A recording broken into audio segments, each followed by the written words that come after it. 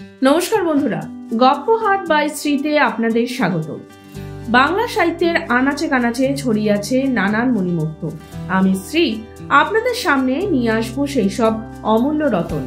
নিয়মিত বাংলা সাহিত্যের সেই সব অমূল্য সম্পদের খোঁজ পেতে চাইলে অবশ্যই গপ্পহাট বাই শ্রী চ্যানেলটি সাবস্ক্রাইব করে নেবেন। একই সাথে পাশের বেল আইকনটি ক্লিক করতে ভুলবেন না। এর ফলে নতুন গল্প আসলে সাথে সাথেই নোটিফিকেশন পেয়ে যাবেন আপনারা। শুরু হচ্ছে আজকের গল্প। প্রখ্যাত সাহিত্যিক রাজশেখর বসু ওরফে পরশুরাম রচিত রাজভোগ। গল্পটি নেওয়া হয়েছে লতিকা প্রকাশনী থেকে প্রকাশিত পরশুরাম গল্প সমগ্র থেকে। গল্পটি শোনাবো আমি শ্রী। পৌষ মাস, সন্ধ্যাবেলা। একটি প্রকাণ্ড মোটর ধর্মতলায় অ্যাংলো মোগলাই হোটেলের সামনে এসে দাঁড়ালো। মোটরটি সেকেলে কিন্তু দামি। চালকের পাশ থেকে একজন চোপদার জাতীয় লোক নেমে পড়ল। তার হাতে আশা সোটা নেই বটে, কিন্তু মাথায় একটি জড়ি দেওয়া জাঁকালো পাগড়ি আছে, তাতে রূপোর তকমা আটা। পরনে ইজের চাপকান, কোমরে লাল মখমলের পেটি, তাতেও একটি চাপড়াস আছে। লোকটি তার প্রকাণ্ড গোফে তা দিতে দিতে সগর্বে হোটেলে ঢুকে ম্যানেজারকে বললে, পাতিপুর কা রাজা বাহাদুর আয়ে হে। ম্যানেজার রায়চরণ চক্রবর্তী শশব্যস্তে বেরিয়ে এলো এবং মোটরের দরজার সামনে হাত জোর করে নত শিরে বলল, মহারাজ, আজ কার মুখ দেখে উঠেছি, দয়া করে নেমে এই গরিবের কুটিরে পায়ের ধুলো দিতে আজ্ঞা হোক। পাতিপুরের রাজা বাহাদুর ধীরে ধীরে মোটর থেকে নামলেন।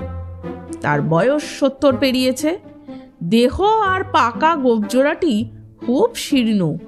মাথায় যেটুকু চুল বাকি আছে তাই দিয়ে টাক ঢেকে সিঁথি কাটবার চেষ্টা করেছেন।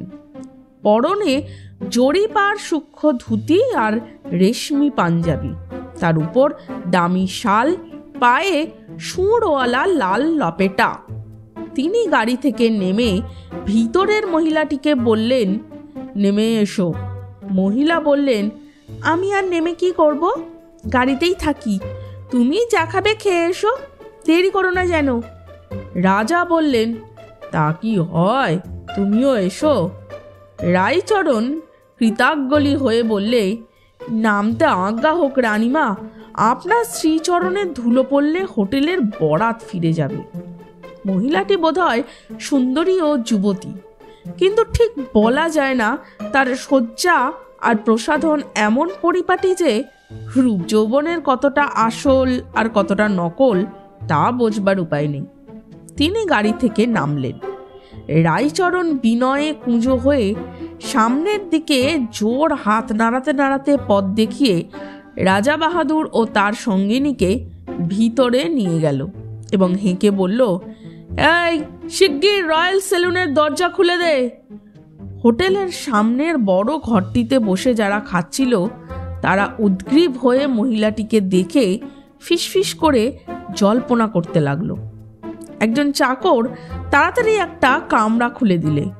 ছোট খোপ, রং করা কাঠের দেওয়াল, মাঝে একটি টেবিল এবং দুটি গদি আটা চেয়ার। টেবিলটি সাদা চাদরে ঢাকা। দিনের বেলায় তাতে হলুদের দাগ দেখা যায়। এই কামরার পাশেই পর্দার আড়ালে আরেকটি কামরা, তাতে এক সেট পুরনো কোচ এবং একটি ছোট টেবিল, তার উপর 3-4টি গত সালের মাসিক পত্রিকা। দেওয়ালে কয়েকটি সিনেমা তারার ছবি খবরের কাগজ থেকে কেটে এঁটে দেওয়া হয়েছে। দুই মহামান্য অতিথিকে বসিয়ে ম্যানেজার রায়চরণ বললে, হুজুর, আজ্ঞা করুন, কি এনে দেব? রাজা বাহাদুর সাগ্রহে বললেন, তোমার কি কি তৈরি আছে শুনি। রায়চরণ বললে, আগে 3 রকম পোলাও আছে, ভেটকি মাছের, মটনের আর পাঁঠার। কালিয়া আছে, কোরমা আছে, কোপ্তা আছে, মটন চপ, চিংড়ি কাটলেট, ফাউল রোস্ট, ছানার পুডিং। হুজুরের আশীর্বাদে আরো কত কি আছে। রাজা বাহাদুর খুশি হয়ে বললেন, বেশ বেশ, অতি উত্তম। আচ্ছা ম্যানেজার, তোমার এখানে বিরিয়ানি পোলাও হয়? হয় বই কি হুজুর, ঘন্টাখানিক আগে অর্ডার পেলেই করে দিতে পারি। আমি 3 বছর দুম্বাগড়ের নবাব সাহেবের রসুই ঘরের সুপারিনটেন্ডেন্ট ছিলুম কি না, সেখানেই সব শিখেছি। খুব খাইয়ে লোক ছিলেন নবাব সাহেব। এ বেলা 1 দুম্বা, ও বেলা 1 দুম্বা। বাবুর্চিদের রান্না তার পছন্দ হতো না। আমি তাদের কায়দার অনেক উন্নতি করেছি। তাই জন্যেই তো নবাব বাহাদুর খুশি হয়ে নিজের হাতে ফার্সিতে আমায় সার্টিফিকেট লিখে দিয়েছেন। দেখবেন হুজুর। থাক থাক। আচ্ছা, তোমার কায়দাটা কিরকম শুনি? বিরিয়ানি রান্নার 1 নম্বর বাসমতি চাল, এখন তার দাম 5 টাকা সের। খাঁটি গাওয়া ঘি, ডুমো ডুমো মাংস, বাদাম, পেস্তা, কিশমিশ এবং হরেক রকম মশলা, গোলাপ জলে গোলা খোয়া ক্ষীর, মগনাভি সিকি রতি, 10 ফোঁটা ওডিকোলন, আলু একদম বাদ। চাল আর মাংস প্রায় সিদ্ধ হয়ে এলে তার উপর 2 মুঠো পেঁয়াজ কুচি মুচমুচে করে ভেজে ছড়িয়ে দিই। তারপর দমে বসাই। খেতে যা হয় সে আর কি বলবো। রাজা বাহাদুরের জিভে জল এসে গেল। সুত করে টেনে নিয়ে বললেন, চমৎকার। আচ্ছা, স্বামী কাবাব জানো? হুজুরের আশীর্বাদে মোগলাই, ইংলিশ, ফ্রেঞ্চ হেন রান্না নেই যা এই রায়চরণ চক্রবর্তী জানে না। মাংস পিষে তার সঙ্গে ছোলার ডাল বাটা আর পেস্তা বাদাম মেশাতে হয়। তাতে আদা, হিং, পেঁয়াজ, রসুন, গরম মশলা ইত্যাদি পড়ে। তারপর 4টা লেচি গড়ে চাটুতে ভাজতে হয়। এই হলো স্বামী কাবাব। ওহ, খেতে যা হয় হুজুর, তা বলবার কথা নয়। রাজা বাহাদুর আবার সুত করে জিভের জল টেনে নিয়ে নিলেন। তারপর বললেন, আচ্ছা রায়চরণ, রোগন জুস জানো?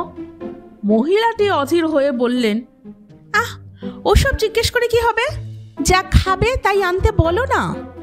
রাজা বাহাদুর বললেন, আহা, ব্যস্ত হও কেন? খাওয়া তো আছেই, আগে একবার রায়চরণকে বাজিয়ে নিচ্ছি। রায়চরণ বললে, বাজাবেন বই কি হুজুর, নিশ্চয়ই বাজাবেন। রোগন জুস হচ্ছে। মহিলাটি আস্তে আস্তে উঠে পাশের কামরায় গিয়ে মাসিক পত্রিকার পাতা উল্টাতে লাগলে।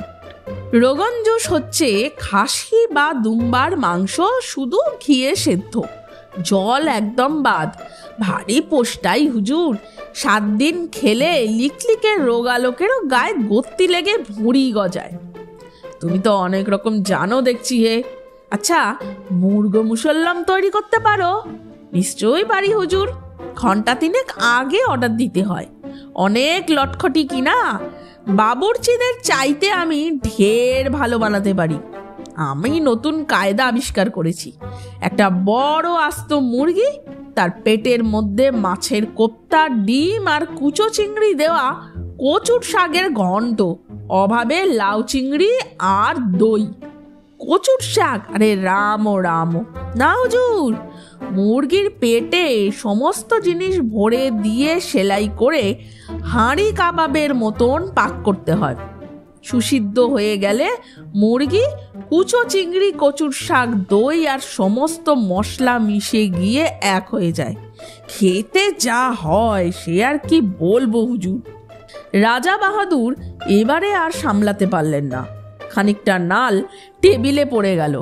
একটু লজ্জিত হয়ে রুমাল দিয়ে মুছে ফেলে বললেন, হে রায়চরণ, উত্তম সর ভাজা খাওয়াতে পারো? হুজুরের আশীর্বাদে কি না পারি। সব ভাজার রাজা হলো গোলাপি গাই দুধের সর ভাজা। নবাব সিরাজদৌল্লা যা খেতেন। কিন্তু 10 দিন সময় চাই মহারাজ, আর শখানিক টাকা খরচ মঞ্জুর করতে হবে। গোলাপি রঙের গরু হয় নাকি? না হুজুর, একটি ভালো গরুকে 7 দিন ধরে সেরে গোলাপ ফুল, গোলাপ জল আর মিছরি খাওয়াতে হবে। খরভুষি জল একদম বারণ। তারপর সে যা দুধ দেবে তার রং হবে গোলাপি আর খোসবায় ভুরভুর করবে। সেই দুধ ঘন করে তার সর নিতে হবে, আর সেই দুধ থেকে তৈরি ঘি দিয়েই ভাজতে হবে। রসে ফেলবার দরকার নেই, আপনিই মিষ্টি হবে। গরু মিছরি খেয়েছে কি না, সে যা জিনিস, অমৃত কোথায় লাগে। কৃষ্ণনগরের কারিগররা তা দেখলে হুতো সে গলায় দড়ি দেবে, কিন্তু অত গোলাপ ফুল খেলে গরুর পেট ছেড়ে দেবে না। রায়চরণ গলার স্বর নিচু করে বললে, কথাটা কি জানেন মহারাজ, গোলাপ ফুলের সঙ্গে খানিকটা সিদ্ধি বাটাও খাওয়াতে হয়, তাতে গরুর পেট ঠিক থাকে আর সর ভাজাটিও বেশ মজাদার হয়। চমৎকার চমৎকার। এইবার হুজুর আজ্ঞা করুন কি কি খাবার আনবো। আমি নিবেদন করছি কি, আজ আমার যা তৈরি আছে সবই কিছু কিছু খেয়ে দেখুন, ভালো জিনিস, নিশ্চয়ই আপনি খুশি হবেন। এরপরে একদিন অর্ডার মতন পছন্দসই জিনিস করে হুজুরকে খাওয়াবো। আচ্ছা রায়চরণ, তোমার এখানে পাতি নেবু আছে? আছে বই কি। নেবু হলো পোলাও খাবার অঙ্গ। একটি আর্জি আছে মহারাজ, আজ ভোজনের পর হুজুরকে একটি শরবত খাওয়াবো, হুজুর তর হয়ে যাবেন। কিসের শরবত? তবে বলি শুনুন মহারাজ, আমার একটি দূর সম্পর্কের ভাগ্নে আছে, তার নাম কানাই। সে বিস্তর পাশ করেছে, নানান রকম দ্রব্যগুণ তার জানা আছে। সর্বত্রই সেই কানাই ছোকরারই পেটেন্ট। সে তার নাম দিয়েছে চাঙ্গায়নী সুধা। বছর 2 আগে কানাই হুন্ডাগড় রাজ সরকারে চাকরি করত। কুমার সাহেব তাকে খুব ভালোবাসতেন। কুমারের খুব শিকারের শখ। একদিন তার হাতিকে বাঘে ঘায়েল করলে। হাতির ঘা দিনকুড়ির মধ্যে সেরে গেল, কিন্তু তার ভয় গেল না। হাতি নড়ে না, ডাঙস মারলেও ওঠে না। কুমার সাহেবের হুকুম নিয়ে কানাই হাতিকে সেটা চাঙ্গায়নী খাওয়ালে। পরদিন ভোরবেলা হাতি চাঙ্গা হয়ে পিলখানা থেকে গটগট করে হেঁটে চলল। জঙ্গল থেকে একটি শাল গাছের রলা উপড়ে নিলে, পাতাগুলো খেয়ে ফেলে ডান্ডা বানালে।